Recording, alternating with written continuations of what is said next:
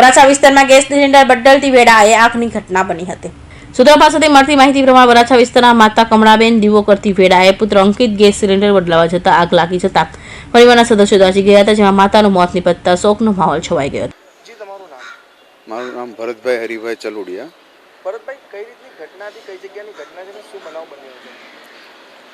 આ જે ઘટના છે એ વરાછા અંકુર સોસાયટીમાં અમારા પરિવારમાંથી કાંતિભાઈ ચલુડિયા એ ત્યાં રહે છે અને તેના ઘરે સવારે બોટલ ચેન્જ કરતા એના સન છે અંકિતભાઈ, એ બોટલ ચેન્જ કરતા હતા અને અમારા જે મોટા બા છે કમળાબેન તેને દીવાબત્તી કરતા હતા અને બોટલ કંઈક લીકેજ હશે એટલે તેના હિસાબે આગ લાગી ગઈ અને આગમાં 3 જણા એટલે અંકિતભાઈ અને એના વાઈફ અને અમારા જે મોટા બા છે કમળાબેન એ ત્રણેય આગની અસર થઈ ગઈ।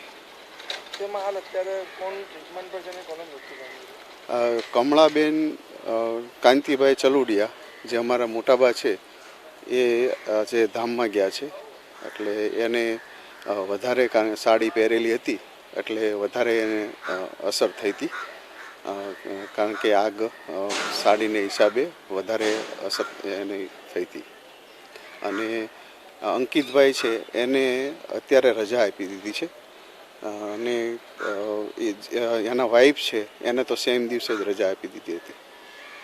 કઈ જગ્યાનો બનાવ છે? અંકુર સોસાયટી મિની બજાર।